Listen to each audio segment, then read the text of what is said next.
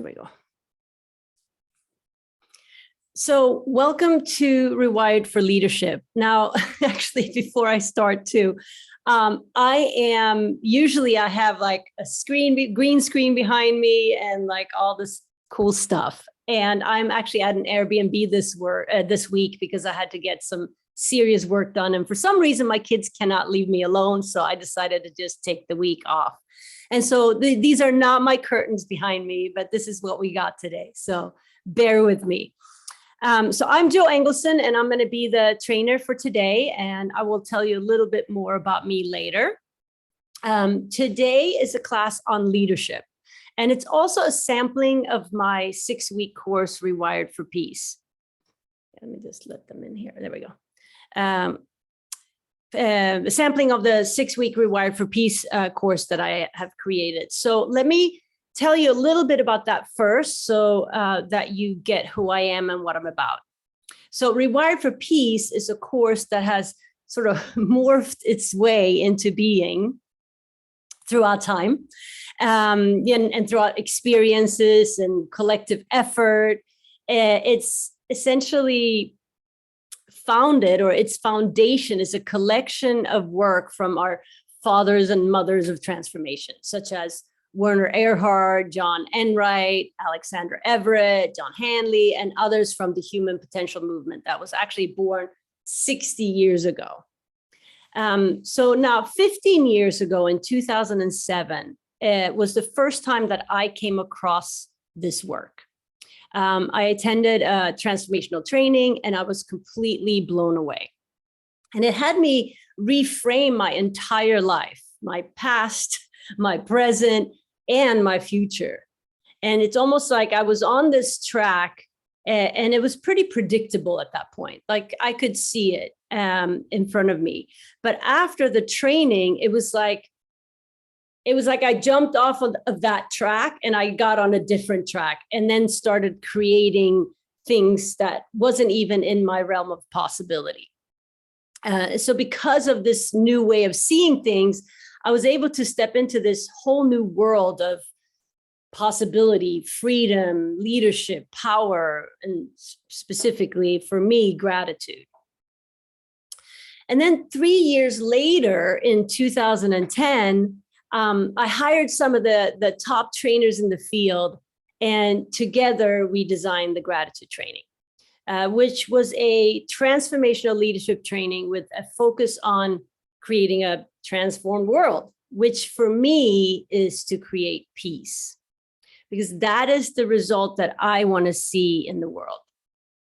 It's the result I want to see in my lifetime, actually. Peace in our minds, peace in our families, peace in our communities, peace in the world, and peace on the planet. So over the following 10 years, the gratitude training experienced this massive growth. And it was operating in 5 cities across the US with over 20,000 graduates, all out there in the world as leaders in their lives as well as in the world. And as with any business, especially because of the rapid growth, there were ups and downs.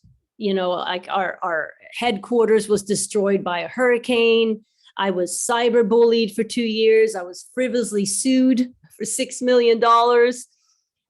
All of it causing a lot of cash flow issues as a new, rapidly growing business. So when COVID hit, I had to, and I had to close all the centers overnight. There was no going back to the way things were, because I had over $200,000 a month in expenses, and then suddenly overnight, no income. And, a lot of people ask me like, well, why didn't you pivot and, offer the trainings online and all of that? Well, that would have been amazing, but it also would have meant that I would have had to start a brand new business model and try to generate $200,000 a month to be able to cover everything. And that just seemed like a really tall order at the time, because of course I was also devastated in sort of losing everything I had built for those past 10 years. So instead, I took 2 years off and I handled closing the business and filing personal bankruptcy, and I moved the whole family to Mallorca, Spain, where I'm sitting right now. It's midnight here for those that don't know. And my parents have lived here for the last 30 years. So it was on some level kind of like coming home a little bit for me. Now, I could spend probably a few hours giving you a sob story about like losing my business and losing the house in Florida and, all the drama, but that's just not who I am. Because even though the 2 years were hard, my vision of peace and my gratitude for life still stayed intact. So about 10 months ago, I decided, okay, like enough staring at a wall, right? So about 10 months ago, I decided it was time to spread my joy and my gratitude and knowledge and experience with the world again. And more importantly, I wanted to share this powerful work, but this time redesigned to be effective online and to reach a much broader audience. And one of my mentors, for those who know, Betty Spurl, told me once that I needed to stop being a big fish in a small pond. And so I guess now I am a small fish in a huge pond, because now with the internet, it's like the whole world. So let's get started.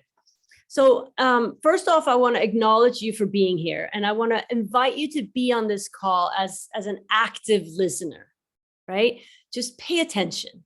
Don't check your phone. Don't do all the work on all your devices. Just try to be present and listen from a space where you let go of all your judgments and assessments and filters and stories, and just be open. In fact, I want you to listen from a space that you create everything, right? Like you created this call. You created the content of the call. You created being on the call, obviously, right? You created me wearing this tie. You created me sitting here with this horrible background, right? Everything. So if this call ends up being horrible in your opinion, you generated that. If it's amazing, you generated that too. You're the one at choice to create the value that you desire, only all the time. Now, trust me, if it's a horrible call, I will also do my part of taking responsibility, okay? So my intention is that when you get off the call today because of something you heard or something that you thought of, the world will never be the same again. Just simply due to your unique contribution. Because you are that important. You are the light. You have what it takes. And so when speakers go up on stage or when they present something or do a course like this, usually there's one part of the equation that you do, which is called earn the right. Okay. And earn the right essentially is you want to have the audience know that you have the credentials and the experience or the knowledge to speak about the topic you're presenting, right? But since this is a class about leadership and vision and purpose and principles, I am going to just say this. I am Jo Englesson, and I'm a charismatic and joyful innovator who creates peace in the world in the field of transformation and technology. That's it. That is my life purpose mission statement. Because what really matters is my vision and how I execute it and how I inspire others to take action on their heartfelt desires.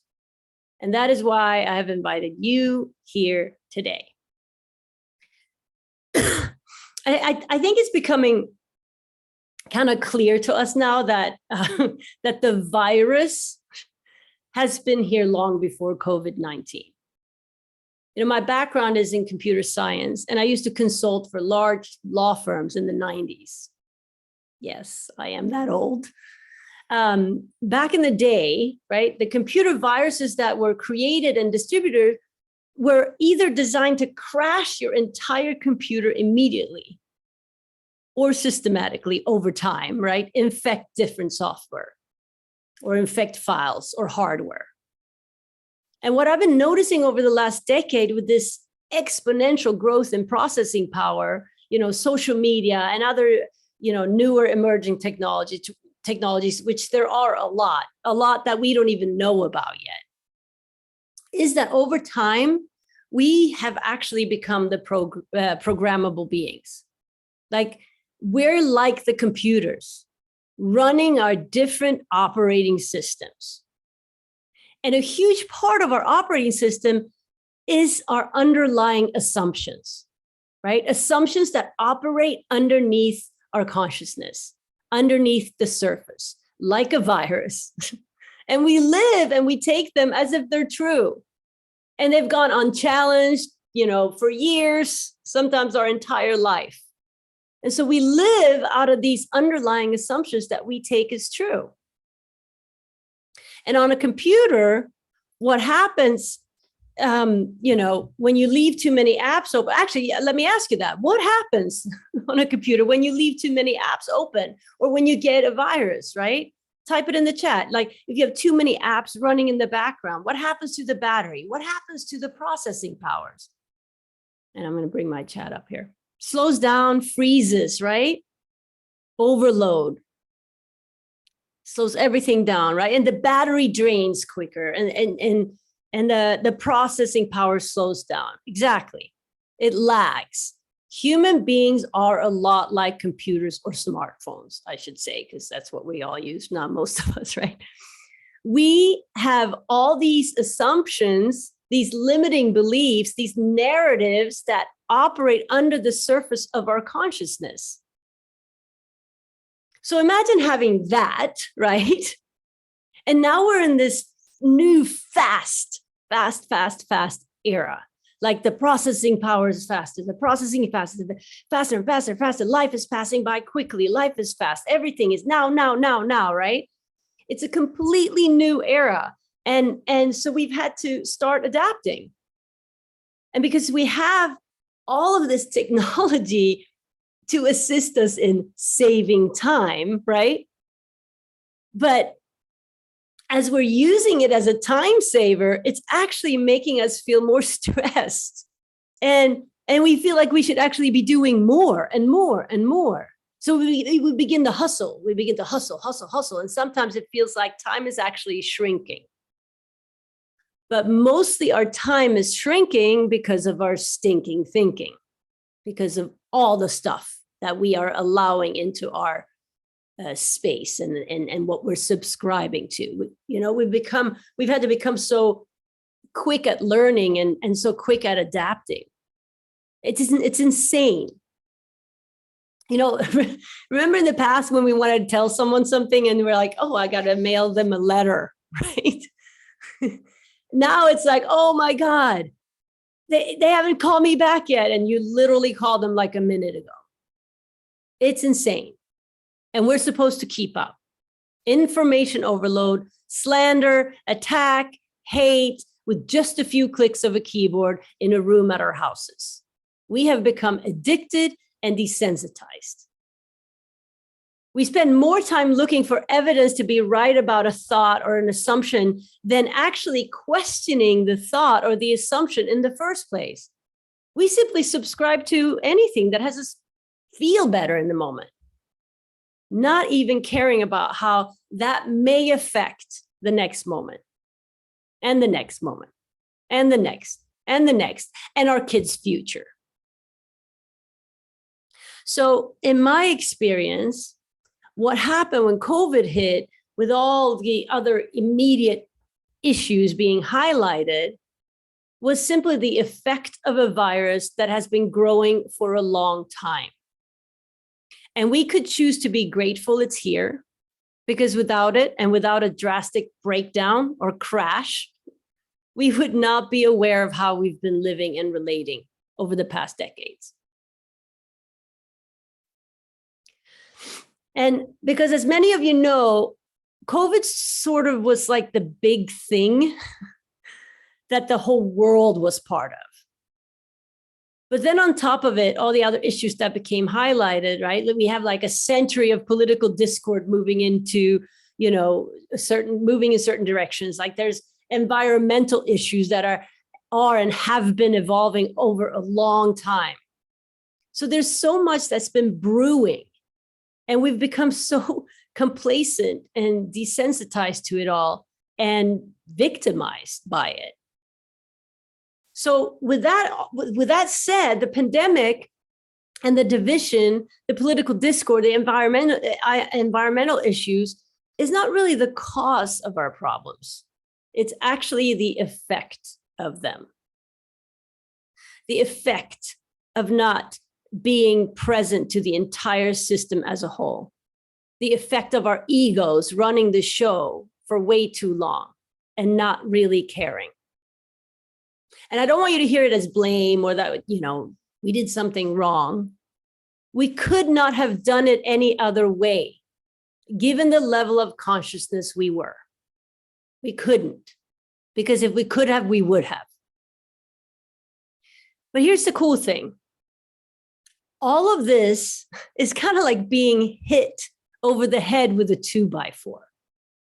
And the question is, what are we going to do about it? Are we going to hit back?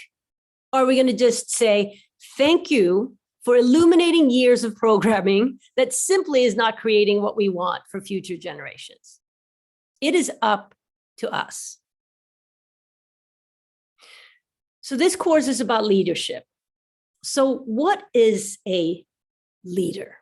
I didn't even realize I still had my splash screen on. Let me stop that real quick. There we go. I can see me better. Speak of you too. There we go. So what is leadership? What is a leader? And I want you to think about who is a leader that you admire, right? And type it in the chat, like someone in your family, maybe a mentor at work, or maybe a successful businessman like Steve Jobs, or almost don't want to say Elon Musk right now because there's so much drama around him. Maybe a politician, maybe anyone, or either living or from the past, like Gandhi, whatever. I want you to type it in the chat. So I see some coming in there. Gandhi, I just said like Gandhi. That's so funny. D, oh my God, it's so good to see you here. Inez Romaguera, Jo Englesson, Nicole, wow, hi. Nelson Mandela, MLK. Yeah, beautiful, beautiful. And if you're still typing or thinking about it, feel free to post it, even though I'm continuing. So what are some of the traits or qualities? Jesus too, yes. What are some of the traits or qualities that they have? And now type that in the chat. So what are some of the traits or qualities of MLK or Jesus, Yogananda, right? Okay, active listener, action takers, yes. What are some of the other traits? Motivator, understanding, they care, they're compassionate, committed, clear communicator, values, authenticity, honesty, giver, galvanizing people, committed, lead by example. Okay, beautiful, beautiful. So now I want you to think of these three different categories: skill, knowledge, and attitude. Okay, skill, knowledge, and attitude. And let's look at some of what you wrote, right? Like humble, joyful, lead by example, committed, all of this. Think of like, in general, most of what you wrote, in which category would you put it? Skill, knowledge, or attitude for most of them? Attitude, exactly, right? Hold on, I gotta share my screen here so you can see. Okay.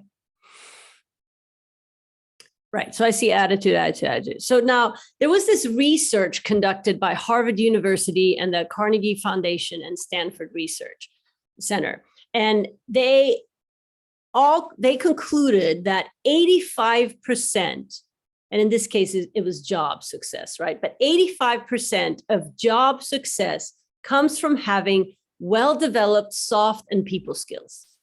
And only 15% of job success comes from technical skills and knowledge, which is called hard skills. So 85% of job success comes from attitude, right? Essentially, if we call it that, and 15% skill and knowledge. So soft skills or attitude, like I call it here, is essentially like what you wrote: communication, leadership, responsibility, integrity, humility, compassion, all of it, right? And in the training that I conduct and in transformation, we call these ways of being. Now, I want you to think about how much money you've spent either as a boss or you've spent personally on yourself on enhancing knowledge, right? And honing in your skills in your lifetime, right? So like, how much have you spent financially on honing in skill and knowledge versus how much have you spent on working on mastering your attitude in your life?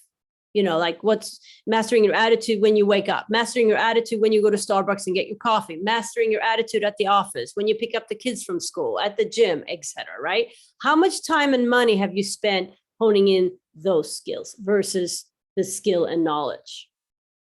And you just can just presence it. You don't have to type it in, right? So in another study from 2010, they looked at how much money was spent on hard skills versus soft skills. And this is in the corporate world because that's easier to do those studies, right? And here's what they came up with. They came up with that 72% of the dollars spent was for hard skills and 28% for soft skills, right? Now, if soft skills are 6 times more important than hard skills for job success, why is almost 3/4 of all the training dollars going to hard skills? There's a huge disconnect. And to add to this, the Harvard study, you know, the one with the 85% of soft skill for success, that Harvard study was done in 1918. Yes, you heard that right? So we've known this for over 100 years, yet not much has changed because it's so ingrained in us, or should I say, we have all these underlying assumptions or beliefs that we just can't seem to shake yet. I mean, it wasn't until the 90s that schools began to develop and incorporate character education. 90s. And still, it's not developed enough at all. So we're simply running this old operating system and living as if it's still real and true and valuable. And it's fascinating to me. You know, all the studies are out there, but nope, I ain't going to work on myself. Nope, I'm not going to spend money on working on myself. It's ingrained in us, unmovable, static. Right? So in the 20s, we get clear through research that soft skills are 6 times more important to achieve success. Then not until the 60s does the human potential movement start. And not without a lot of criticism, regardless of the incredible results generated by the students of that work, because it challenged an old belief that skill and knowledge or cognitive intelligence is more important than being an emotionally intelligent being. And it wasn't until the 90s that EQ even began to catch on, like emotional EQ being emotional intelligence versus IQ, which is more like cognitive intelligence. So what is the deal here? I'll tell you what the deal is. Human beings are so righteous about our beliefs and what we think we know that we will ostracize anything that challenges how we have it. I mean, we're talking 100 years. And what we tend to do with that righteousness is make up shit. And we tend to only subscribe to information that will back up what we already know and what we're being right about. Now, here's the catch. The only way out of this box of beliefs is to experience it for yourself, right? When we read about something, we don't really experience the effect of what we're reading. Take, for instance, learning how to ride a bike. You cannot learn how to ride a bike by reading the manual. You actually have to do it, experience it. And it also has the knowledge last longer, because some of you might not have been on a bike for a really long time, but you pick one up tomorrow, you'll be able to ride it. And this is called experiential learning. And it's a necessary ingredient in having a chance at challenging beliefs that may not serve you or the world anymore. And in the 6-week course that I have, we do just that. We begin to have you uncover if what you're doing and how you're being in terms of your attitude is effective, and if it's creating what you want according to your vision, to your values and your principles. And we call this attitude, like I said, or this soft skill, your way of being. And so the question then is, how do you know which way of being or which way of beings or soft skills are required for you to get to where you want to be, to get from the current reality to a transformed reality? Well, first you'll have to want it. Whether it's from the pain of where you are driving you, right? Or whether it's your vision driving you. But once you're clear that you want it, you have to believe it's possible and that you have everything it takes to go for it. Then you're ready for the essential piece, which is commitment and committed action. See, the gap, I'm going to talk about the gap and put another slide up for you. See, the gap, if you look at the screen, so to get from the current reality where your current results are to a transformed reality where your desired results are, there's a gap in between. And we call this the gap. I know, it's brilliant, right? See, the gap is the space between where you are and where you're committed to getting. The moment you're in your current reality and you get committed to something new, you enter the gap. And you're essentially in what we call a breakdown, because who you're being and your actions is now, they're not congruent with the person that would have what it is you want. So on some level, there's a breakdown. And it is in this gap that the ways of being and the ways and the actions necessary will be revealed to you.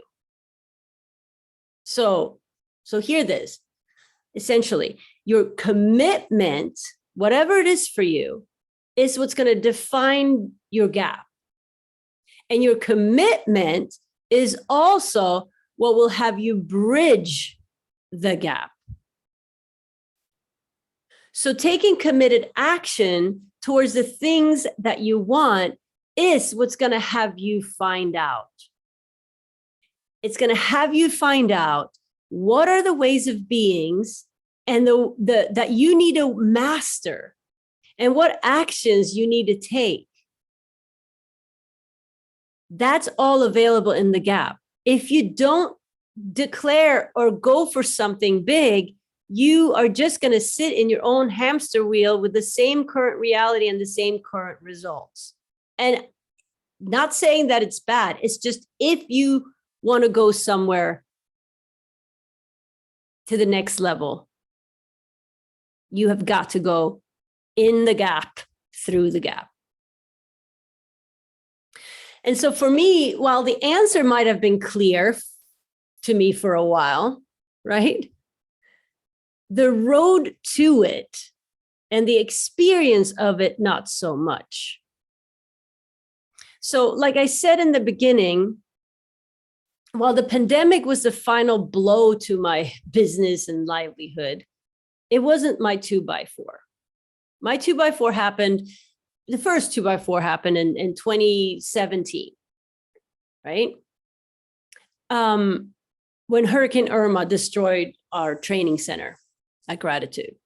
And then subsequent to that, I had about 5 more blows. And yet I kept doing the same thing over and over and over, expecting different results, which is the definition of insanity, right? My operating system was not working, yet I kept rebooting, but I was rebooting into the same operating system every time. So by the time COVID hit and I shut down the gratitude training overnight, I had no energy. I had no Jo power to reboot anymore. And somehow I knew it was time to take a real hard look at what is going on with me and with the world. So I got immersed in, and I still am, in current events and news and observing social media, right? And I began to realize that the problem wasn't really what I thought it was. It was actually a lot simpler, thank God, than I thought. And it all boiled down to taking personal responsibility, committed action, and transformational leadership, which is why I wanted to have this course on leadership.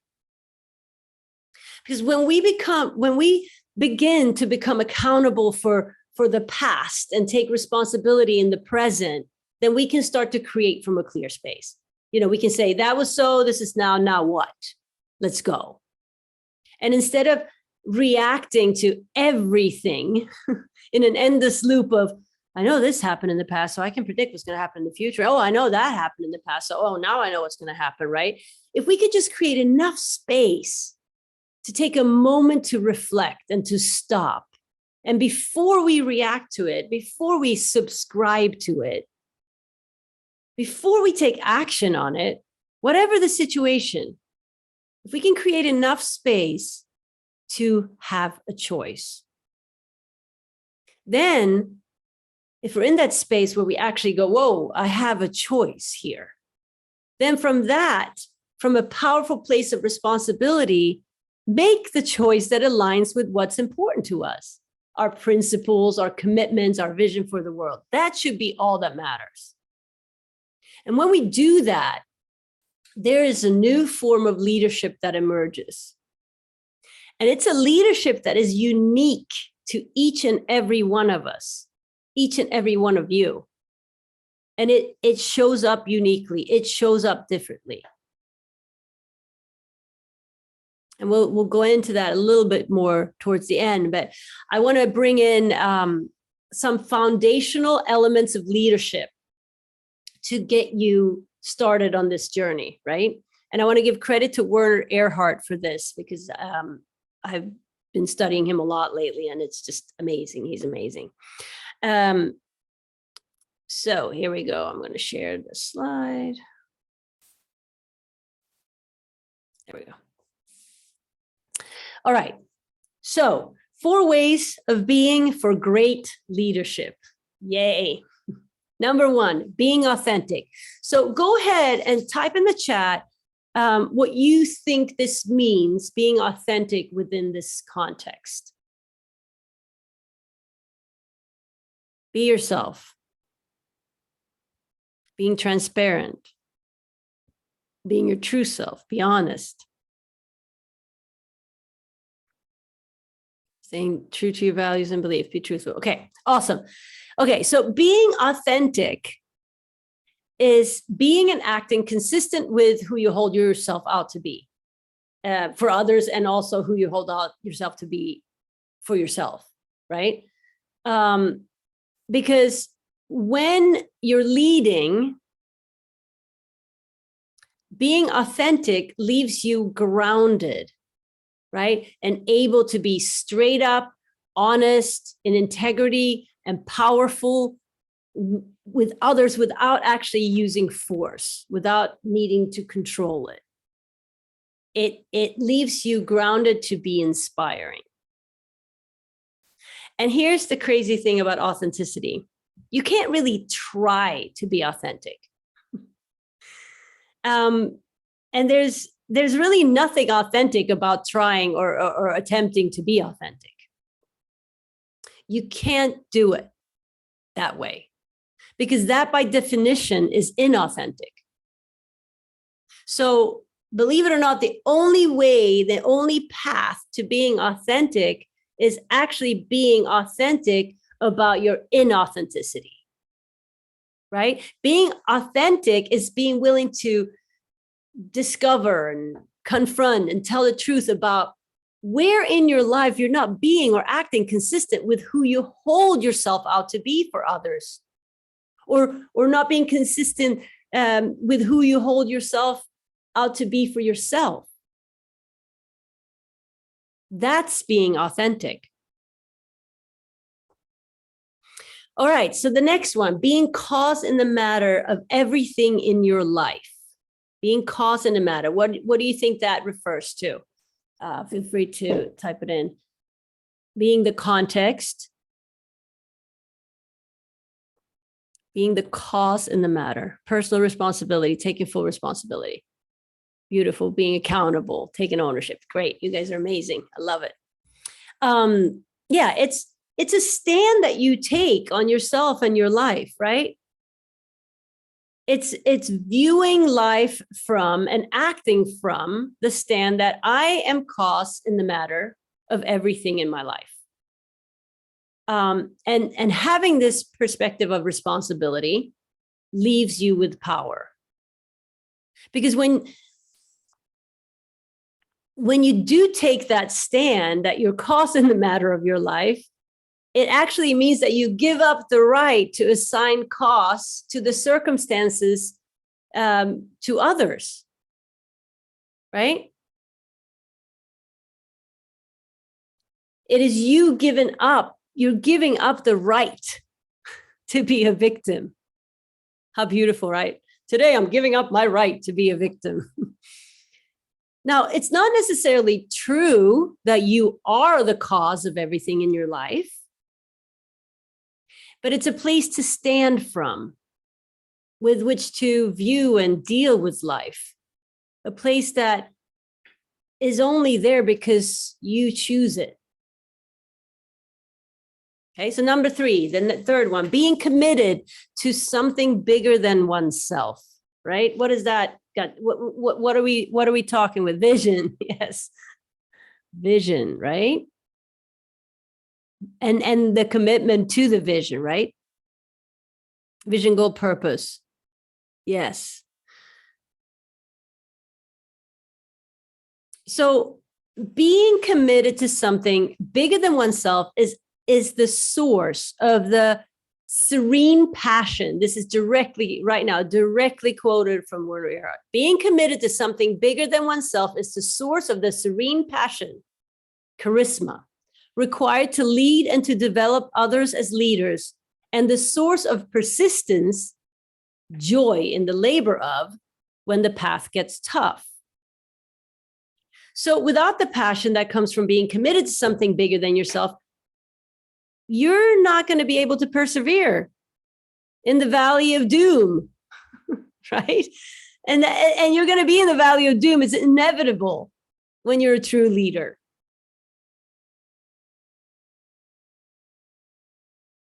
So being committed to something bigger than oneself, letting go of something bigger than you is the source. Our thoughts. I love all the chats. Thank you. Okay. Let's see. Being a person of integrity. Okay, let's go with that. What does it mean to be a person of integrity? Say what you mean what you say, be on time. Yes. Self-love, true to self, be my word. Okay, being your word, exactly.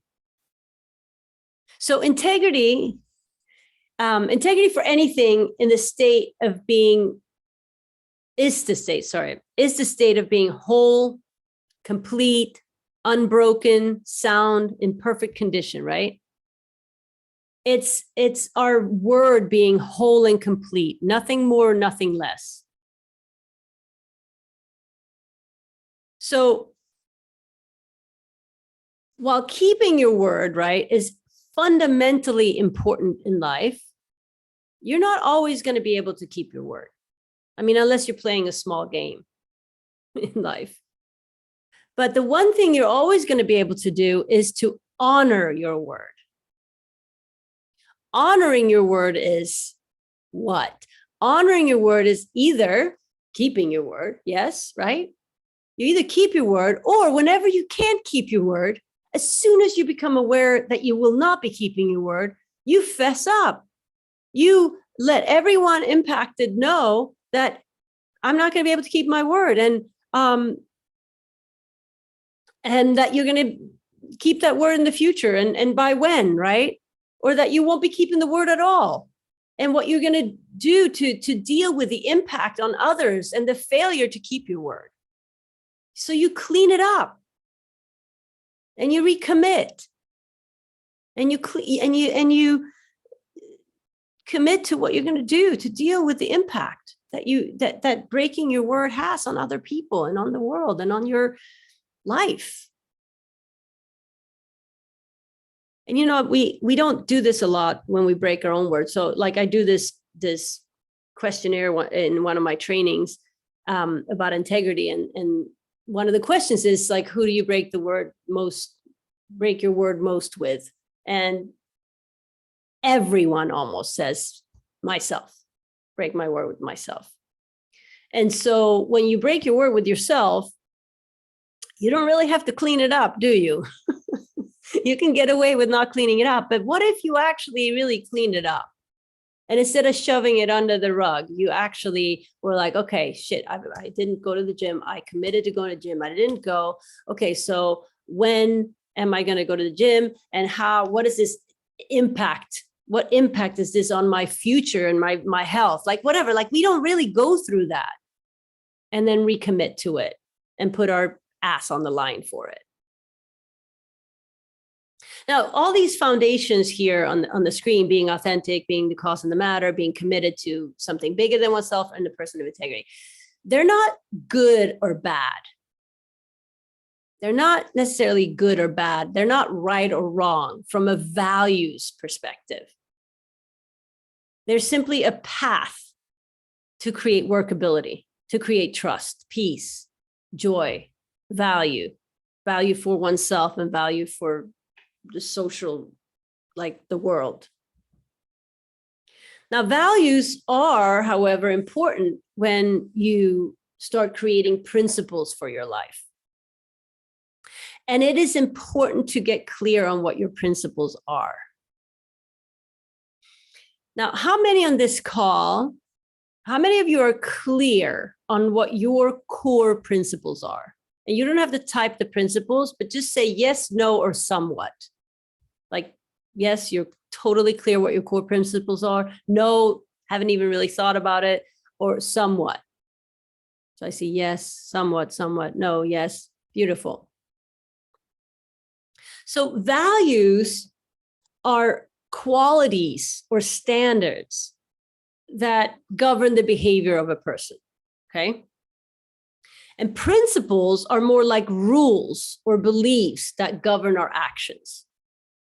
So the main difference between values and principles is that principles are based on a person's values, right? So values acts as the foundation for principles. So if a value is connection, let's say, I value connection. Your principle could be family or oneness, or be, expressing oneness with others, or whatever like creates connection. If your value is love, your principles could be, sort of like how you love, like maybe it's quality time. Your principle could be kind, whatever, right? If your value is integrity, your principle could be honoring your word. And sometimes it could be almost like if your value is compassion, your principle could be compassionate, right? So I'm going to show you the 5 principles of leadership that we had in the gratitude training in the leadership program. And I want to share them with you. Some of you have seen them, so it'll be a great little review for you. And some of you have not seen them, so I'm excited to share them with you. So 5 principles of leadership. So number 1, if it's to be, it's up to me. If it's to be, it's up to me. Now, that is like taking a stand as source, right? So that's, what would the value be there? The value would probably be responsibility, right? Accountability. So if it's to be, it's up to me. Taking a stand as source, being the cost, being responsible, being able to account for everything. The second one is 100% possible 100% of the time. So here's a value of possibility, right? There is always possibility. Possibility always exists. Unlimited possibility exists, actually. And what hinders possibility for us is usually our righteousness about what we know, or, like how we have it. And a great way to access 100% possible 100% of the time is to ask yourself, if you feel like there is no possibility, ask yourself, what am I not seeing here? What am I not knowing here? Show me, show me. And then the next one is, I live my vision as though my life and the lives of others depend on it. Now, I want you to really look at the word as though in that sentence. I live my vision as though my life and the lives of others depend on it. Because is it true that the lives of others and your life depends on you living your vision? I don't know. But you can live as though it does, knowing all the same that maybe it doesn't. That is what's going to call you forth. And the next one, my vision, commitments, and promises are what dictates my way of being and actions. Not your feelings and your judgments and your assessments. That's not what's going to dictate your way of being and your actions. It's your vision, commitment, and promises. There's so many times that we become so feeling and judgmental based and we take action on that, and that's not going to have it happen. And the last one, my favorite one, I am grateful for everything. There's always something to be grateful for. Even when you feel like you might not have something to be grateful for, you do. Because you're creating it, you're setting it up. You might as well be grateful for how brilliant you are, whether you're creating what you want or whether you're creating what you don't want. Be grateful for everything. That is taking responsibility to the next level, actually. Find gratitude, move into a state of gratitude, be grateful for everything, the bad, the good, and the ugly. So why don't we just take a second and everybody write something that you're grateful for in this very moment. Boom, right now, boom. Something you're grateful for in this very moment.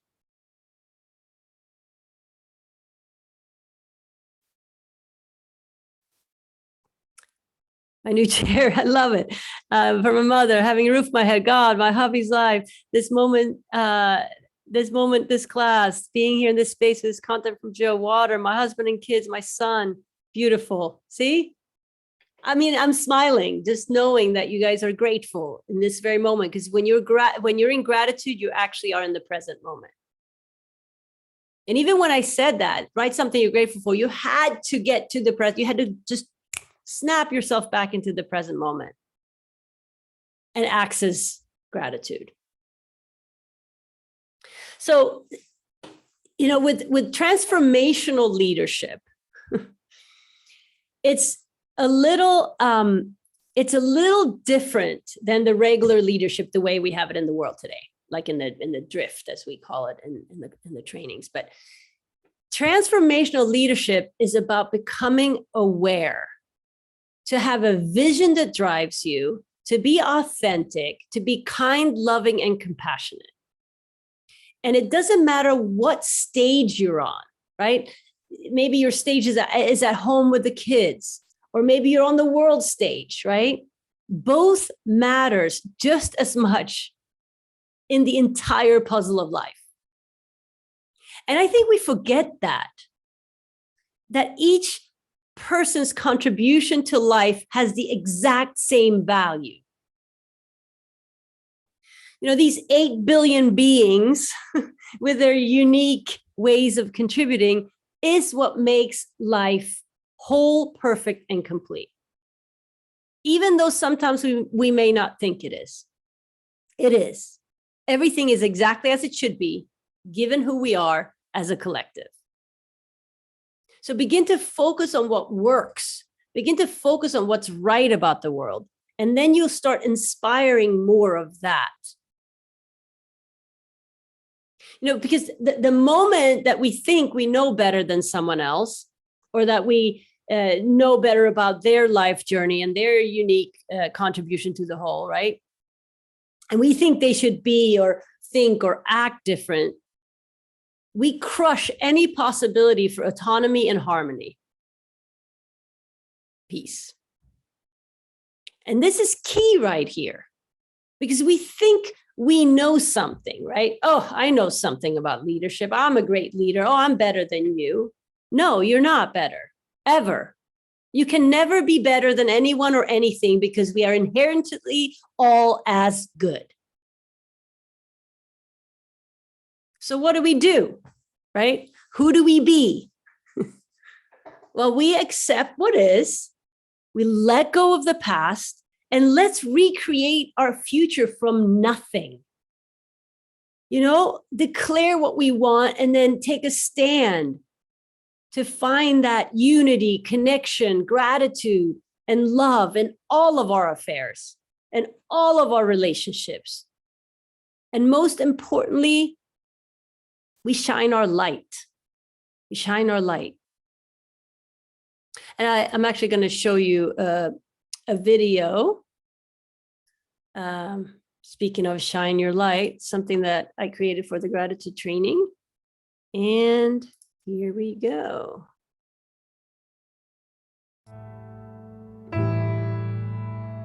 Okay, sorry, I don't think, oh, sorry, there we go.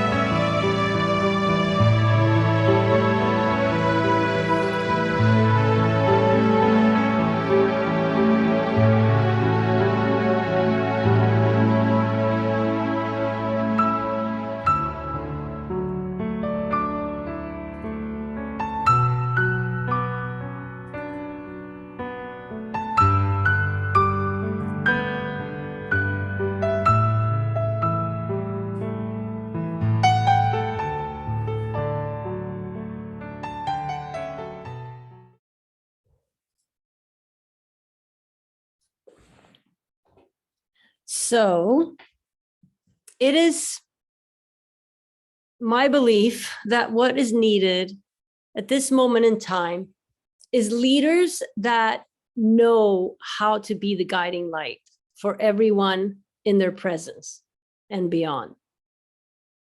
And I believe it could be easily created by leaders becoming aware, becoming interested, learning distinctions, virtues, values, concepts, and tools that will have us thrive as a transformational leader or a peacemaker. Someone who's present, authentic, contributing, and most importantly, a beacon of light, even in the dimmest of situations. Because it's up to all of us together to rewrite the narrative that we want to leave our future generations. You know, like I have kids now. It's funny how much more you start caring about future generations when you have your own kids. And it's time to just stop talking smack and choose to be inspired and do something.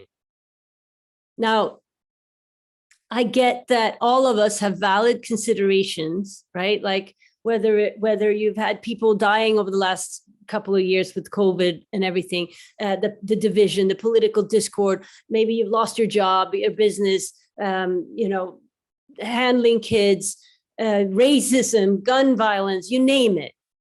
So it may take us some time to rise up again because it took us decades to get here.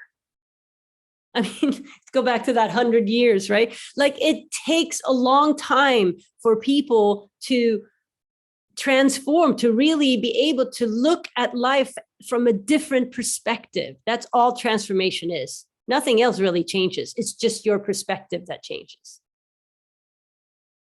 So on the simplest level, choose something that will change your path, just a little.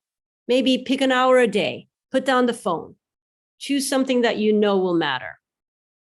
Then do it again, then do it again, and then again, and begin to lead like that, lead by example in your life. That's how you become the leader in the new narrative. That's how you become a leader for the world rather than in the world. You become a leader for the world. So what's next then, right? How can I support you in supporting me to create a new world? Well, now like I said, now I'm going global. I'm committed to inspire all of you to step into your unique leadership and be part of a new movement that will foster a birth to a new paradigm. So for those of you that resonate with this movement and what I'm, laying out here, I'm calling you forth to accept your birthright desire to make a difference by honing in your unique gifts and identify your effective ways of being, and then master your emotional intelligence. And I want you to join me to explore, right? Like what the world needs now, who we are in our day-to-day life, and how each of us can just plug in to that vibration that has us serve our kids, serve our families, communities in the most effective way. Because, it's not about self-help anymore. It's about bringing us to the table, authentic and honest, ready to lead from compassion, ready to lead from EQ, right? Whether it is in our home or in the office or at Starbucks or in the world. Because when we all awaken to the notion of being source, being the generator, the creators, we regain the power to make a profound impact on the planet now. And we can make it so much quicker than what we've seen, how things have been played out and churning, I think the word is, I'm Swedish, sorry, churning slowly. So a transformational leader focuses on mastering their being first, and even those skills and knowledge, super essential. So don't skip out on that. But they mean little for a fulfilled, successful life if the emotional intelligence is not there.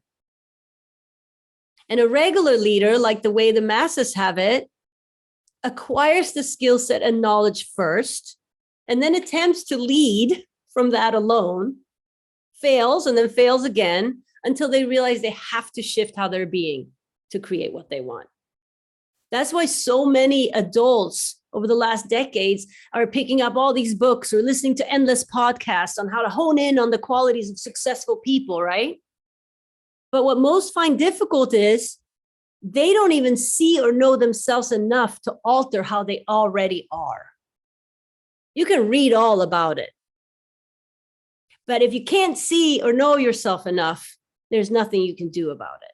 So how do we do that? Like I said, through experience.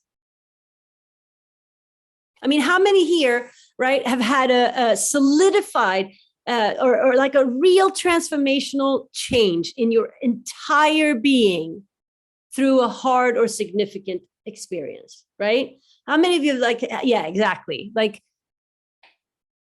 experience.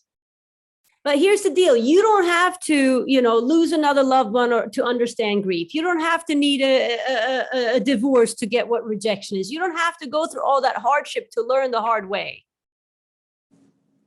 In my 6-week course, Rewired for Peace, we use a transformational technology that essentially breaks it down to nuts and bolts. And it'll give you the awareness and the tools that will work in any and all situations. Death, pandemic, loss, stress, division, family issues, relationship issues, health, all of it. And this technology is used by probably hundreds, maybe even more companies across the world and have been for the last few decades. But the reason some of you may not have heard of it is because there was always this secrecy to it, right? And one of the reasons, it was a valid reason, was to not give any information away because that would ruin the experience of the new students. That's why you might not have heard of it. But here's one sentence of what Rewired for Peace is. Okay.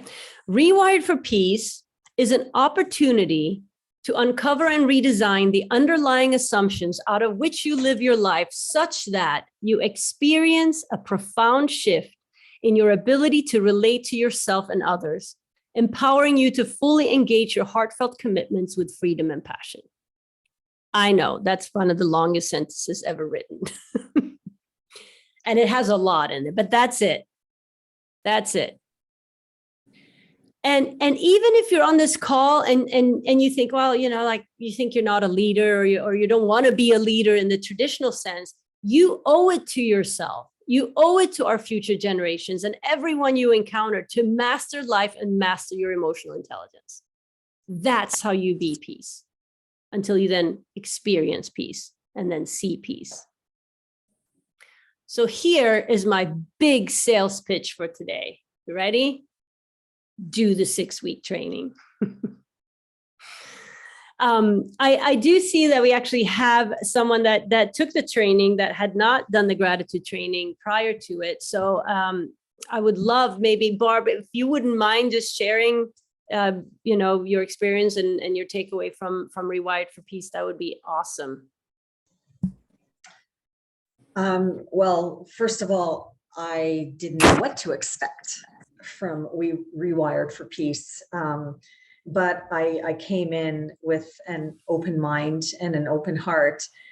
And I have to say, I was profoundly affected and changed in ways that I never thought possible. I learned more about integrity and keeping my word. I have drilled it into my family that, being true and mean what you say what you mean, keeping your word is like at the core of everything. I wrote down some notes so I wouldn't forget. I've learned to question things and why things are the way they are. Sometimes it's just because they are. I've learned to step into my own power, to be true to myself. I dug into my limiting beliefs, and there was a lot of wounds there that I was able to release. And because of Jo, I'm constantly working and changing it. It was so worth it, so amazing. I cannot say enough, and to thank you enough for this experience. It was life-changing. Awesome. Thank you, Barb. Thank you, Barb. And I also see, let's give Barb a hand. We would do a little jazz hand. Thank you. I also see Elizabeth on here, who had gone through the whole graduate training and then took Rewired for Peace, and is now on the schedule to get certified starting January 5th. Would you like to share? Sure. Thank you, Jo. This has been a really fantastic experience. It's real. It's not only is it real, it's heartfelt. I did the gratitude training in person, and it's been a few years. And having taken Rewired for Peace,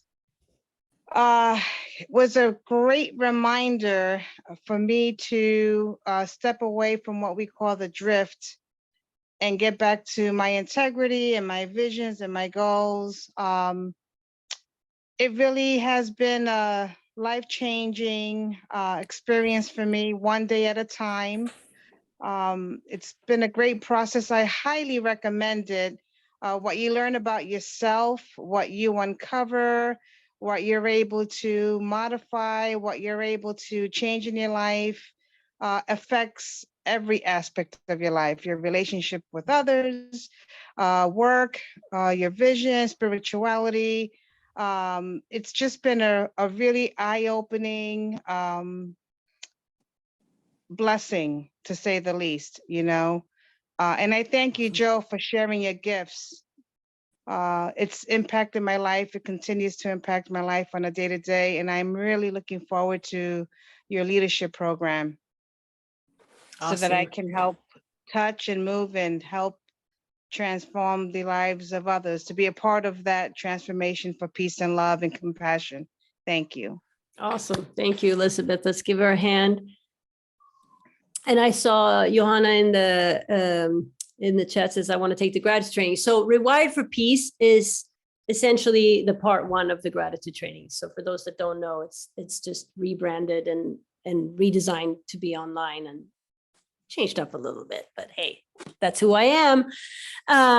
So simply, sign up for Rewired for Peace after this call. I'm offering it.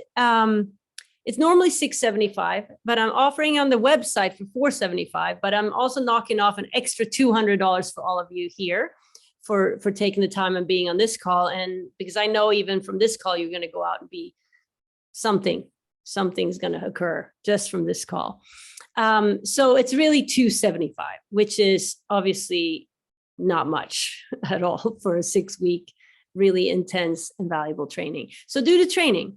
I don't know what else to say. There are no magic wands. There are no quick fixes, no shortcuts, right? And I'm not interested in selling you any of that anyway, because I know I have a course that will catapult you and your results and your relationships and create this army of, or tribe, I should say. I don't like the word army, a tribe of powerful change makers, whether it's in your life or whether it's in the world.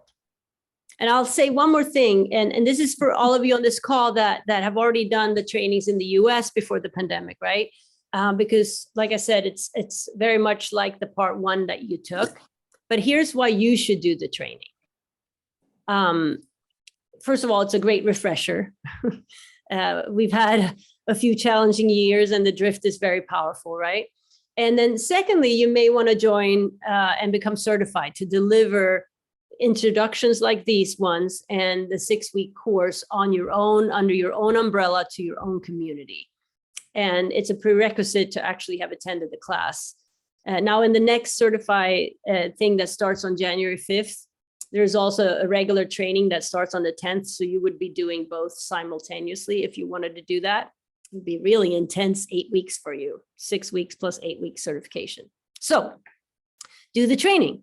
Now, I think you already probably got an email with the link to the bonus and the sign up for the $275, but I'm going to copy it and paste it in here as well, because I always encourage people to just take action when their true commitment and their want is there. So I just put the link in the meeting chat. And the additional $200 off is only available for 2 days. So it's available till midnight on Thursday. So you get a few extra hours than 48 hours. And there's a countdown timer on the page. And let me bring the page up real quick. It's so funny. I'm used to working on a huge screen where I can like have everything going all at once, but I don't get to have that right now. So everything is on top of each other. So here we go. I'm going to assume that you can see. Just someone give me a thumbs up if you can see the website right now. Okay, awesome. Okay, so this is the link that you'll get in your email. And then also in a couple of hours when I've been able to upload the recording will also be available and you'll get an email about that as well. So the next Rewired for Peace course is January 10th. So it's a great way to start a new year. It's 6 weeks. It's on Tuesdays from 11:30 a.m. till 1:30 p.m. Eastern Pacific time. You can go here and read about it. You got the countdown of how much time you have. 1:22. Should be 2 days. Okay. Anyway, I'll fix that. There's some testimonials here and how it works. And here is what's included. 6 2-hour live online weekly group sessions, right, with the training. And then you get all the recordings. So if you can actually miss a class and watch the recording that week. You also get access to all materials in your own app. And there are some midweek extras like meditations, distinctions, homework, inspiration, stuff like that. Can we do an in-person in Madrid? I would love that. How about Mallorca? You can come here. One of these days. The bonuses you get if you sign up in the next 48 hours is, one is you get an office hour every week with me. That happens on Thursdays. And that's because in the training, there's so much material covered that there's sometimes not enough time to have everybody be able to ask their questions and share. So we have an hour office hour where we dig deeper and dive into the conversations. And you also get access in a private Facebook group to share your journey with your peers and get inspired.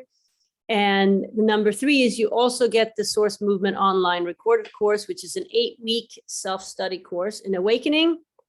And it's a very inspiring course. And I usually don't give you the link to that until after you're done with Rewire for Peace, because I don't want to confuse you. But since if there is someone that is ready to go for that, I can always give it to you right away. And so it's a total value of $2,000 and you get it just for $275. So don't miss out. And again, like I said, I will share all this with you in an email as well. Now, if you want to take this course, I'm going to ask you to move into the gap, right? Get committed, because only you can make the choice and the commitment to do something that will get you where you want to go in your life. And most of us don't, right? Because we're stuck in our box about what we think is possible and what's not possible. We're stuck in our box of circumstances. And usually the biggest ones being not enough money, not enough time, or skepticism, right? And skepticism usually stems from a victim context, like, do me, or it's not going to work on me, or I'm not the creator or the generator of my own life. I'm not good enough. Nothing will work, right? So drop all that. So whatever circumstances you have, they are the same circumstances that have you stay in the context you're in right now with the results you have. So make this the change of track, right? Like it was for me when I did this training. And some of you may say, you know what? I already have great results. Awesome. Awesome. But let's take it to the next level of leadership, because our results right now are war, discord, division, a failing planet, diseases, famine. Need I say more? You're needed, even if you think you have great results. There's more. Or if you're at like, I'm good, I'm good. You need to get to everyone is good. And if you're at, I'm not good, then get yourself good, do the course. So what I'm going to do now is I'm going to put up a quote and I'm going to play an awesome song so that you can take the time now to sign up. And while this song is playing and the quote is up, if you're not signing up, I would love it if you could put in the chat what your biggest takeaway was from today before you go. And I have to say too, I am so grateful because I came to this Airbnb and the internet is 6 megabytes upload and download, which if you're not techie, I have 600 megabytes in my house that's 5 minutes away. And I was very tempted to just like take the car and go back to my office and do this. But instead what I did was I shared the internet from my phone and I'm on like 100 megabytes. So I'm very happy that it worked because I was a little nervous. But hey, it worked. My intention, I created it just like that. So if you have any further questions, just email me. And let me share my computer sound here so that you can hear the song. And I'll also put on a slide. Oh, put the slide. Hello. Let's take this screen off. See, now you see that instead. Oh my God. Move. Here we go. There we go. Okay, so now you can see it. And let's put on the song. Barb, you know that when I have the bigger screen, I don't do any of this, right? All right, here we go. Every time I fall down. And thank you so much, everyone. Thank you. Hit the ground. Remind me who I am, yeah, and I'll get back up again. I'm getting up, yeah. This is my master plan. I'm gonna take a stand. Take it or leave it. I am what I am. I believe that I can. I'm gonna take command. Take it or leave it. I am what I am. I am what I am. I am what I am. Bending backwards, turning feeling. I'll make them understand, yeah. Take it or leave it. I am what I am. Devils inside my head. Late at night in my bed. It's time I shut you up, yeah. 'Cause I think I've had enough. I've had enough, yeah. This is my master plan. I'm gonna take a stand. Take it or leave it. I am what I am. I believe that I can. I'm gonna take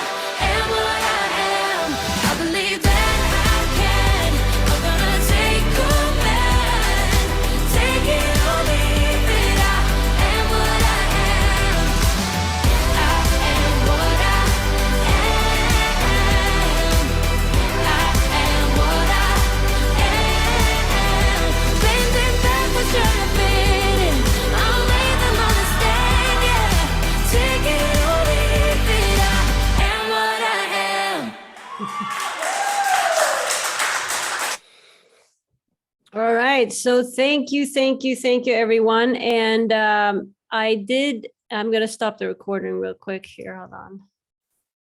I'm gonna stop the recording.